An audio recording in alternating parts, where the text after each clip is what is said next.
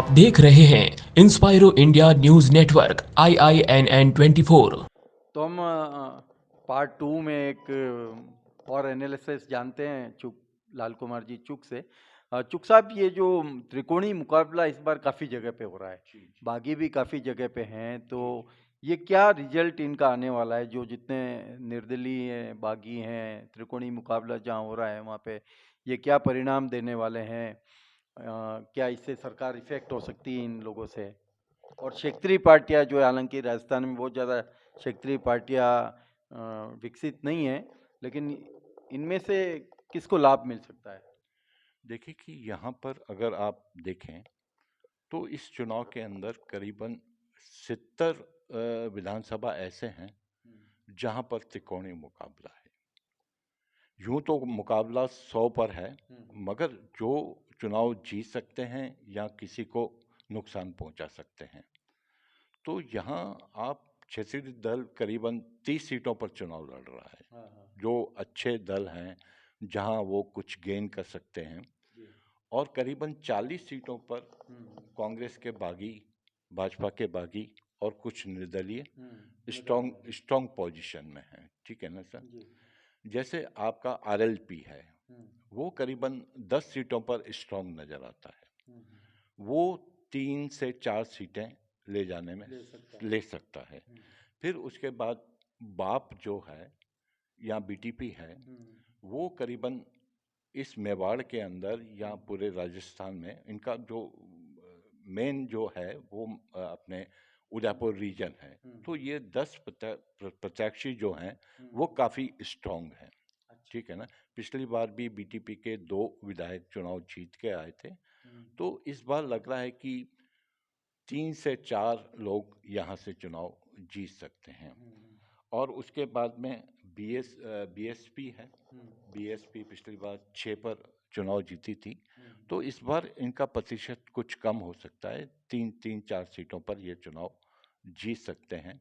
फिर दूसरे जो दल हैं, सीपीएम है, 4-5 सीटों पर बहुत अपना प्रभाव रखती है। वहाँ पर ये एक आध सीट निकाल सकता है। वो 2 की सीट पर इनका काफ़ी अच्छा वर्चस्व है।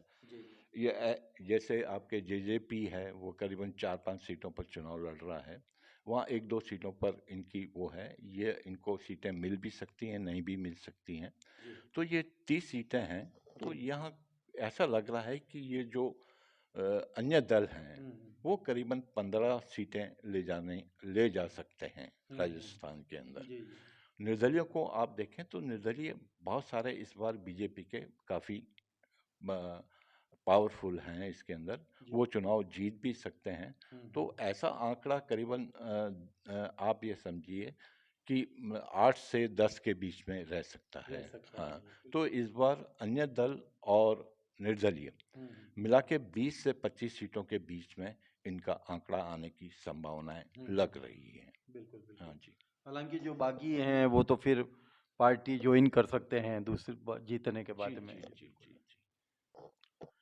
तो अब हम बात कर लेते हैं जो सबसे खास उदयपुर जिले की जो 8 सीटें हैं, उनमें जो महत्वपूर्ण जो 4 सीटें जो जहाँ पर हॉट सीट माना जा रहा है, चाहे वो उदयपुर शहर है, उदयपुर ग्रामीण है, वल्लभ नगर है और मावली है, और जहाँ पर रघुवीर मीणा चुनाव लड़ रहे हैं सलूमबर है। ये जो 5 सीटें हैं, ये इनमें काफ़ी लोग चर्चा कर रहे हैं कि क्या होगा क्या होगा।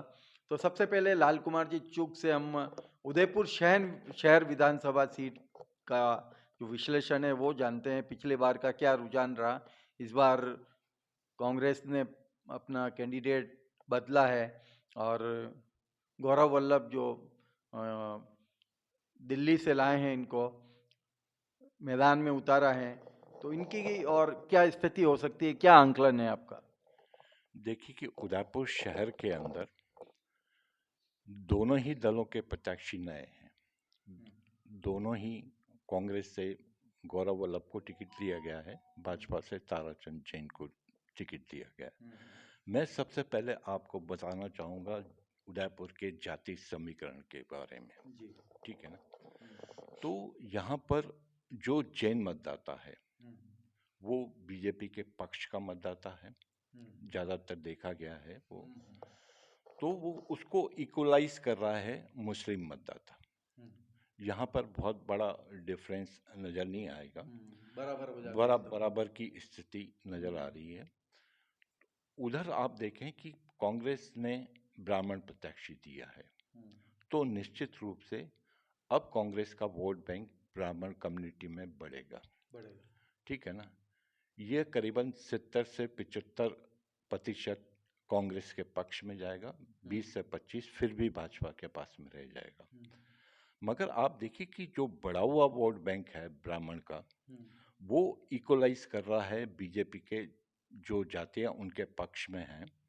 एक तो सिंधी समुदाय, सिख समुदाय और राजपूत समुदाय, ये कहीं ना कहीं भाजपा का वोट बैंक है। ये ब्राह्मण वोट जितने बढ़ रहे हैं उसको इक्वलाइज करेगा। उदयपुर शहर के अंदर सबसे बड़ा जो वोट बैंक है वो है ओबीसी का, करीबन 70,000 के आसपास मतदाता ओबीसी के हैं। तो यहाँ पर कांग्रेस 20 से 30% वोट लेने में सक्षम है, बाकी 70% वोट भाजपा के पक्ष में जाता है। ओबीसी ज़्यादातर पिछले विधानसभाओं का ये ट्रेंड रहा है। तो यहाँ पर कांग्रेस के लिए एक माइनस पॉइंट यह है कि ओबीसी वोट बैंक कहीं ना कहीं भाजपा को प्लस कर रहा है। दूसरी तरफ ये देखें कि शहर कोर्ट के अंदर जो वार्ड हैं वहाँ भाजपा और कांग्रेस इक्वलाइज रहती हैं, मतलब बहुत ज़्यादा फर्क नहीं रहता है। कभी 2000 कोई ऊपर निकल जाता है तो कोई माइनस में चला जाता है। वहाँ 5000 से ज़्यादा अप डाउन का नहीं है। मगर शहर कोर्ट के बाहर के जो वार्ड हैं, अब गुलाबचंद कटारिया जब 24-25 हजार वोटों से चुनाव जीतते थे तो 19,000 वोटों की जो लीड मिलती थी वो शहर कोर्ट के बाहर वाले वार्डों में, ठीक है ना।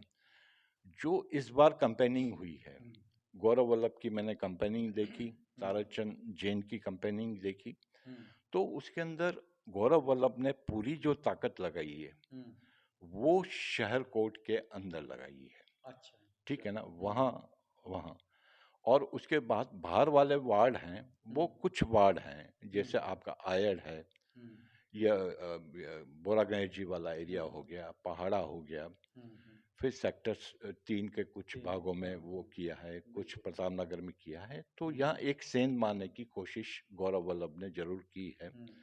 मगर ये जो डिफरेंस है शहर कोर्ट के बाहर वाला वर्ड, यहाँ बीजेपी बहुत ज़्यादा मजबूत है और यहाँ के वर्कर्स भी वोट कास्ट करवाने के लिए पूरी प्लान के साथ में आते हैं। तो कांग्रेस को कहीं लॉस होना है तो वो लॉस आपको दिखेगा बाहर के वार्डों शहर कोर्ट के बाहर, शहर के बाहर बीजेपी यहाँ से प्लस कर सकती है, ये संभावनाएं लगती हैं। मतलब जैसे आपके रिजल्ट्स आते हैं ना, मैंने करीबन 20-25 साल से उदयपुर के रिजल्ट्स को भी देख रहा हूँ मैं, तो पहले जो 1 से 12 वार्ड होते हैं तो कांग्रेस यहाँ पर 5,000 वोटों से प्लस होती है। जैसे ही चांदपुर पुलिया क्रॉस की उसके बाद में कांग्रेस माइनस होना चालू होती है। तो एक बार पहले जब प्लस होती है तो कांग्रेस सोचती है कि हम चुनाव जीत रहे हैं, मगर जब चांदपोल पुलिया से ही दूर निकलती है तो फिर वो सारी चीजें माइनस में दिखती हैं। तो अभी आप, ये तो मैंने जाति समीकरण के हिसाब से आपको बता दिया। मैं अभी आपको वोट की स्थिति के बारे में बताता हूँ, जो वोट कास्ट हुआ। तो अब आप देखिए कि 2,44,000 के आसपास मतदाता हैं और 66% के करीब पोलिंग हुई है। ये पोलिंग जो है जो 2018 में हुई थी वैसी की वैसी पोलिंग है, मतलब मामूली सी 0.4%, आधे परसेंट से भी कम बड़ी है, मतलब वो, ठीक है ना।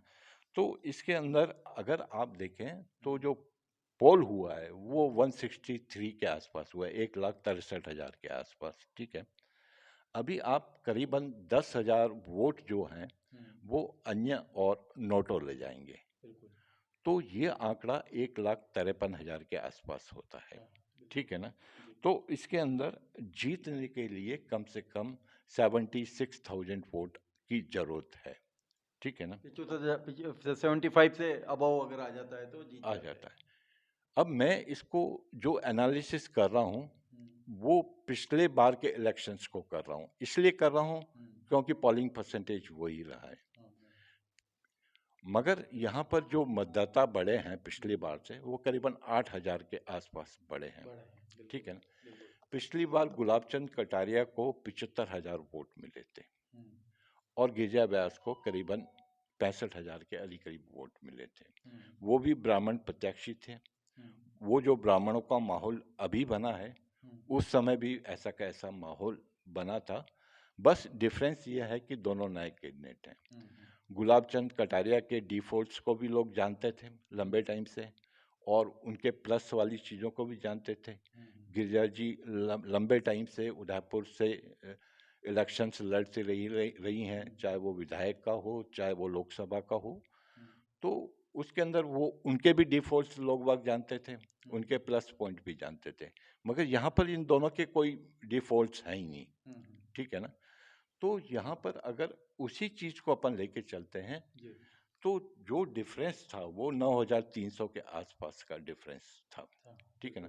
8,000 मतदाता बढ़े हैं। अगर इसके अंदर 4,000 मतदाता अपन दोनों को देते हैं, ठीक है, 75,000 जो वोट गुलाबचंद कटारिया को मिले थे उसमें 4,000 ऐड करते हैं तो 79 के आसपास उसका वोट बैंक होता है। उधर 65 को 4,000 में जाता है, 69, तो 10,000 वोटों का डिफरेंस अभी भी चल रहा है उस हिसाब से। मगर मैं ताराचंद जैन को थोड़ा सा गुलाबचंद कटारिया के प्रत्याशी से थोड़ा कम मानता हूँ, उस चीज को उनके मुकाबले थोड़ा सा कम मानता हूँ। मगर पिछली बार क्या हुआ था कि गुलाबचंद कटारिया के बागी भी चुनाव लड़ रहे थे, वो करीबन 14,000 वोट लेके थे। उसी कारण उनका जो आंकड़ा है,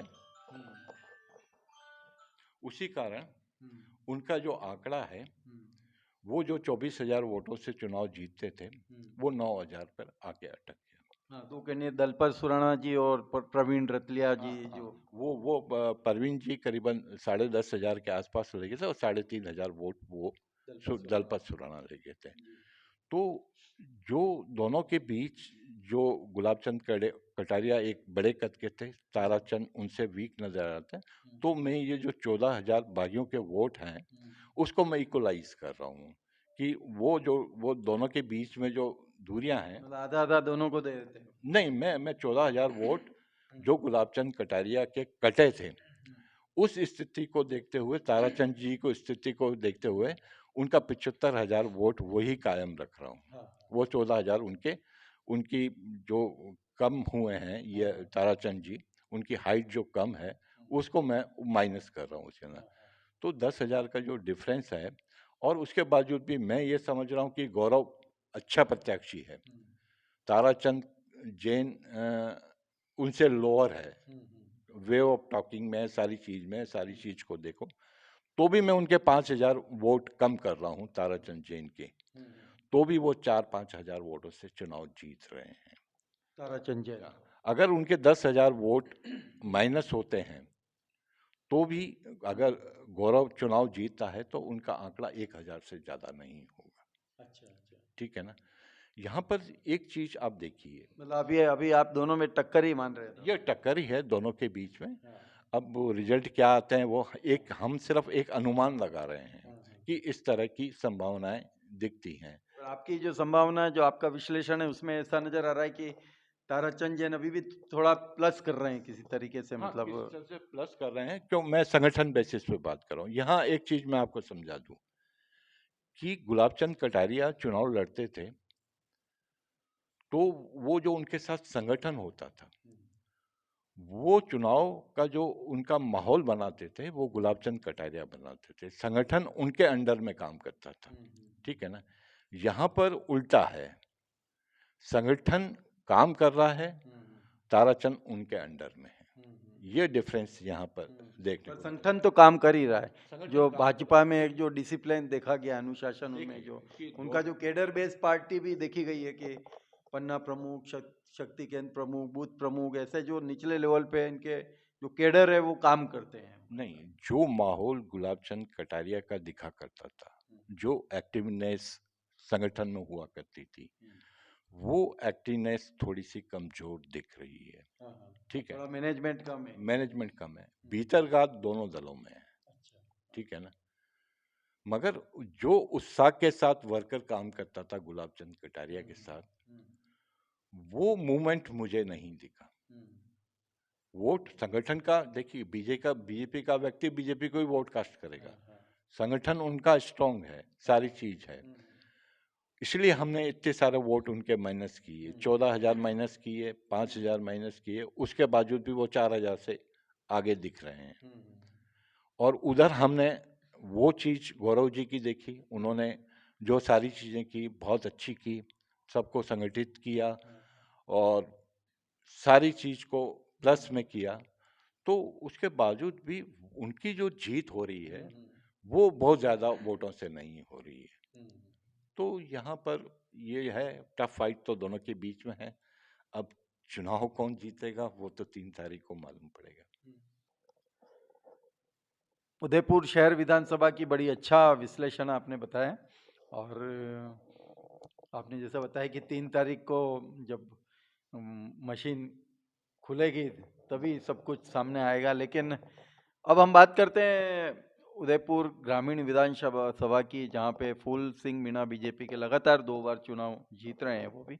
और अभी क्या स्थिति आपको लग रही है, क्या आंकलन है?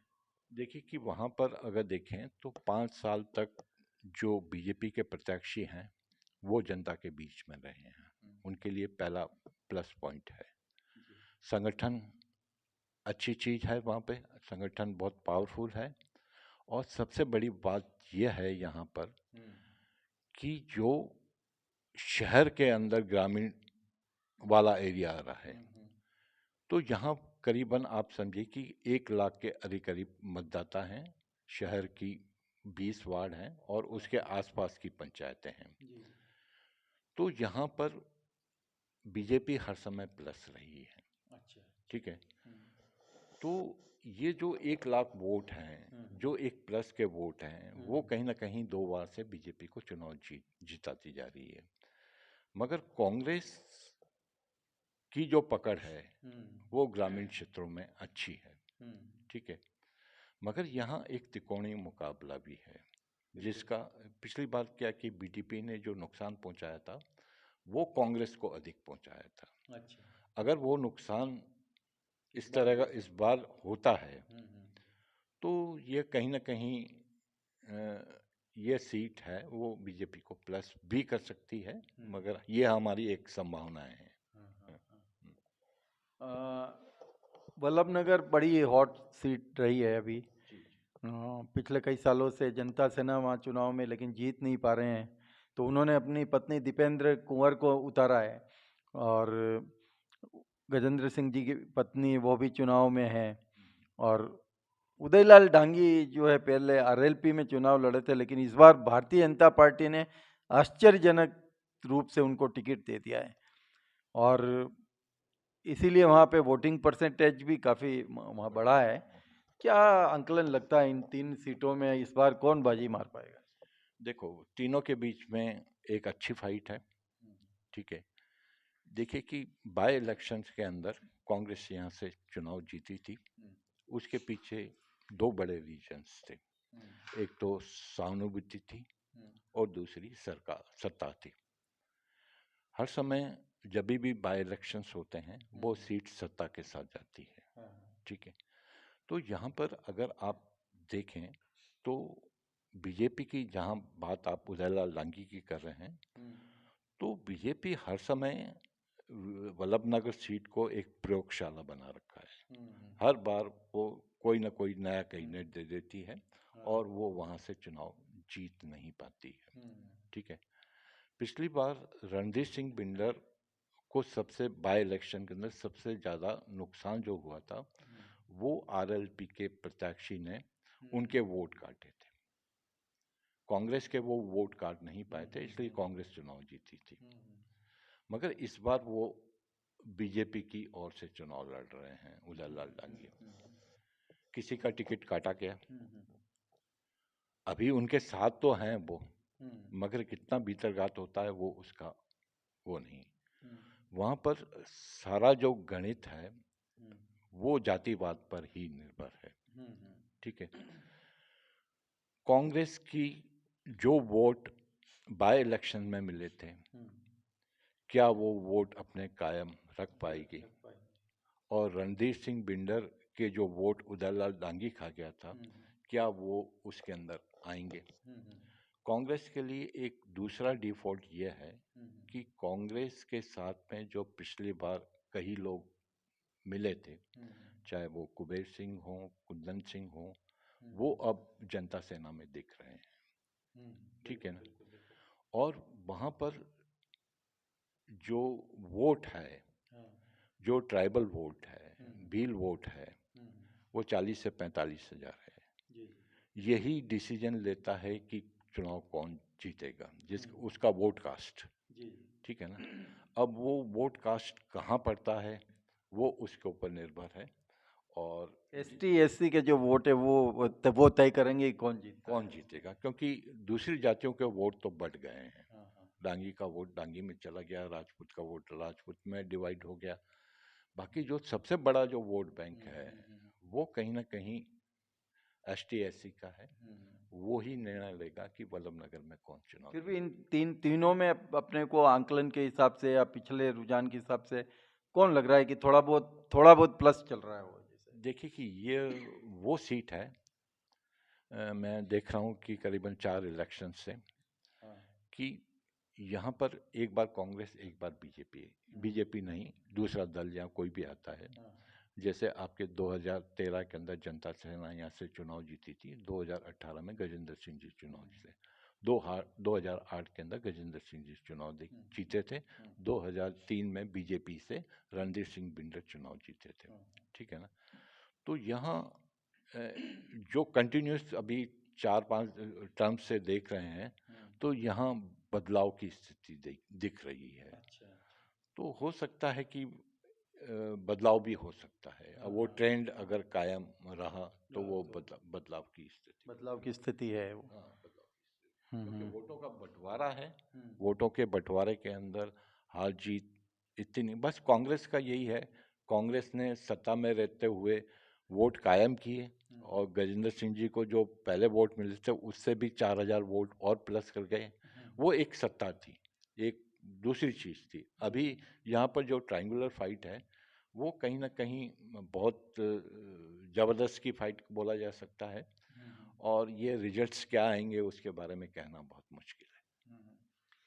अब अपन आ जाते हैं मावली में। जैसे मैंने बताया कि आश्चर्यजनक तौर पे भारतीय जनता पार्टी ने वल्लभ नगर में जैसे उदयलाल डांगी जी को टिकट दिया, वैसे ही मावली में जो उन्होंने पालीवाल जी को अचानक लास्ट टाइम पे जब एक दिन ही बाकी था उस समय भारतीय जनता पार्टी ने पालीवाल जी को टिकट दिया और ये एक आश्चर्यजनक घटना के रूप में देखा गया।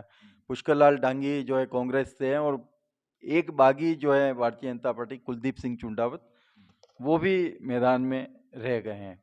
तो मावली की स्थिति भी राजस्थान में देखा जाए तो एक रोचक सी स्थिति हो गई है। क्या लगता है अंकलन यहाँ पे? देखिए कि मावली को अगर आप देखें तो मावली में जो कांग्रेस का प्रत्याशी बनाया गया है वो 2 बार से कंटिन्यूस चुनाव हार रहा है। ठीक है, पिछली बार वो 27,000 वोटों से चुनाव हारे थे और यहाँ पर इस बार करीबन नए मतदाता को देखें तो 23,000 मतदाता बढ़े हैं। 23,000 और नए जुड़ गए, नए जुड़े हैं इस बार। तो 50,000 हो गया ये तो आंकड़ा। 50,000 का आंकड़ा हो गया। अब वो वोट कास्ट किस में होते हैं वो तो वो अलग बात है। मगर यहाँ आप एक चीज को देखिए कि भाजपा का बागी भी चुनाव लड़ रहा है RLP से। ठीक है ना? वो सेंध मार रहा है राजपूत वोट और ST SC वोट पर। ठीक है ना? वो करीबन मेरे को ऐसा लग रहा है कि 20 से 25,000 वोट ले जाएंगे। ठीक है, और उधर बीजेपी को अगर देखें तो वो अपने ब्राह्मण वोट पर निर्भर हैं और एक ब्राह्मण प्रत्याशी होने के कारण ब्राह्मण वोट हैं वो भाजपा के पक्ष में जा सकते हैं, ठीक है। मगर जो कांग्रेस का प्रत्याशी बनाया गया है वो एक डांगी समाज से आता है, मगर डांगी समाज को देखें तो पूरे के पूरे वोट बैंक कांग्रेस की तरफ नहीं है। अच्छा, उसमें से 40% वोट बीजेपी के पक्ष में भी हैं, क्योंकि डांगी भी यहाँ से भाजपा का विधायक रह चुका है, ठीक है। तो यहाँ पर एक बहुत ही जो 20-25 हजार वोटों का नुकसान बीजेपी को हो रहा है कुलदीप सिंह जी के कारण, तो यहाँ पर आप देखें तो यहाँ पर दो प्रत्याशी और चुनाव में लड़ रहे हैं। एक तो बाप से लड़ रहे हैं अंगूरी लाल जी, उन पर एसटी एससी पर बहुत अच्छी पकड़ है उनकी भी, वो 15,000 के आसपास वोट लेने की क्षमता रखते हैं। और उसके बावजूद बीएसपी का एक प्रत्याशी है यादव, बीएसपी को यहाँ 3-4 हजार मिलते आ रहे हैं, तो इस बार ऐसा लग रहा है कि उन्हें 5,000 वोट मिलेंगे। तो बाप का वोट प्लस बीएसपी का वोट, ये कहीं ना कहीं कांग्रेस का वोट बैंक है। अच्छा, ठीक है ना, तो वो लॉसेस कांग्रेस को हो सकते हैं, जो लॉसेस बीजेपी को हो रहे हैं वो लॉसेस कांग्रेस को भी हो रहा है, कांग्रेस को भी हो रहे हैं। तो यहाँ अगर इन सारी चीज़ों को देखें कि ये जो 23,000 नए मतदाता आए हैं वो किस तरफ डाइवर्ट हो रहे हैं, वो चुनाव का रिजल्ट बताएंगे। और एक वो 27,000 की जो गैप है, इतनी बड़ी गैप को कवर करना एक कांग्रेस के लिए बहुत मुश्किल लगता है। बहुत ही रोचक जानकारी आपने दी। और अब आखिर में अपन उदयपुर जिले की जो सलूमर विधानसभा है, जहाँ पे रघुवीर सिंह मीणा कांग्रेस का एक बड़ा चेहरा है, वो चुनाव लड़ रहे हैं वहाँ पर। और इस बार तो जिला भी बन गया है सलूमर। तो क्या लगता है कि इसका लाभ कांग्रेस को मिलेगा कहीं पे, क्या आंकलन लगता है? देखिए कि रघुवीर मीणा, चाहे उनकी पत्नी हो चाहे वो 2 बार से कंटिन्यूस चुनाव हार रहे हैं। और भाजपा के जो प्रत्याशी हैं अमृतलाल मीणा, वो 2 बार से कंटिन्यूस चुनाव जीत रहे हैं, ठीक है। उनके खिलाफ थोड़ी सी एंटी इंकम्बेंसी हो सकती है क्योंकि 2 बार कंटिन्यूस चुनाव जीत रहे हैं। मगर यहाँ आप देखिए कि रघुवीर सिंह मीणा ने सलूमर को जिला बनाने में एक बहुत ही महत्वपूर्ण भूमिका निभाई, ठीक है। तो वो उनके लिए एक प्लस पॉइंट रह सकता है। पिछली बार तो हार का कारण उनके लोगों ने रेशमा मीणा वगैरह इन्होंने बाकी रूप से चुनाव लड़ा था, उस कारण उनकी हार हुई थी। मगर इस बार यहाँ पर त्रिकोणीय मुकाबला भी है, बाप भी यहाँ से चुनाव लड़ रहा है। तो यहाँ पर सारी जो गणित है वो डिपेंड है एसटी एसटी के वोट बैंक को छोड़कर। एसटी एसटी का वोट बैंक ट्रायंगुलर तीनों जगह बट रहा है, ठीक है ना। सामान्य जाति के ऊपर बहुत सारी चीजें निर्भर हैं, ठीक है ना। अब बहुत सारी जातियां हैं जो भाजपा के पक्ष की हैं, बहुत सारी जातियां जो हैं वो कांग्रेस के पक्ष की हैं, जब बोरा कम्युनिटी भी है, सारी चीज हैं। तो यहाँ पर अगर सारी चीज को देखा जाए तो कहीं ना कहीं ये सीट रघुवीर मीणा के पक्ष में ज़्यादा दिखती है, ऐसा लग रहा है। मगर उनके कुछ डिफॉल्ट्स भी हैं जिससे कुछ लोग नाराज हैं।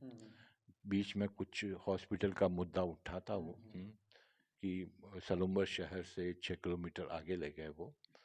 तो ऐसे बहुत सारी चीज़ें हैं, अभी कहना उतना वो नहीं है। ट्रायंगुलर फाइट है और कौन किसके वोट काट रहा है उस पर निर्भर करेगा। तो दोस्तों, ये थी चुनाव के बारे में जानकारियाँ। जो मतदान हुआ है 25 नवंबर को, उसके आधार पर विश्लेषण किया गया, और जो पिछले विधानसभा के चुनाव हुए थे उसके आधार पे विश्लेषण करके ये कुछ आंकड़े निकाले गए। और ये संभावना है, काफ़ी मेहनत करते हैं लाल कुमार जी चुग। और 1958 से जब से विधानसभा चुनाव शुरू हुए हैं राजस्थान में, तब से लेकर अब तक की स्टडी इनके पास में मौजूद है। बहुत ज़्यादा जानकारी भी दे सकते हैं, लेकिन चूंकि हमारे पास समय कम है इसलिए संक्षिप्त में हमने ये जानकारियाँ एकत्र की। और चुग साहब, आपका बहुत बहुत धन्यवाद, आपने बहुत अच्छी जानकारी हमसे साझा की। हालांकि 3 दिसंबर आने वाली है बस, और नतीजा क्या होना है वो सबके सामने होगा, लेकिन एक जो आप एनालिसिस करते हैं उसका जो रिजल्ट निकलता है वो हमने देखा है कि ज़्यादातर सकारात्मक ही रहता है। देखिए कि यहाँ पर मैं एक चीज़ अपने सभी लोगों को बताना चाहूँगा कि मेरे ऊपर एक कांग्रेस का ठप्पा लगा हुआ है, मगर जब मैं एनालिसिस करने बैठता हूँ तो इन सारी चीज़ों से दूर होकर एनालिसिस करता हूँ। जो रियलिटी है उस रियलिटी बेसिस पे ही करता हूँ। इससे मेरी नाराज़गी ज़रूर बढ़ती है, मगर मैं सटीक बोलता हूँ। जी, आप बिल्कुल सटीक बात करते हैं। मैंने भी कई सालों में, मैंने जब से पत्रकारिता शुरू की है उसके बाद से आपके जो विश्लेषण है कई जगह पढ़े भी हैं। मैंने खुद भी पहले अखबारों में जब काम किया तब आपके विश्लेषण मैंने छापे हैं, और कहीं न कहीं वो जो विश्लेषण है बहुत ही ज़्यादा जो है वो सफल रहे हैं। आशा है कि अभी भी जो ये विश्लेषण किया गया है वो चुनाव के कहीं आसपास ही, जो जो रिजल्ट आएगा उसके कहीं आसपास ही होगा। धन्यवाद। मैं प्रकाश शर्मा, इंस्पायरो इंडिया के लिए मेरे सहयोगी रिमझिम शर्मा के साथ।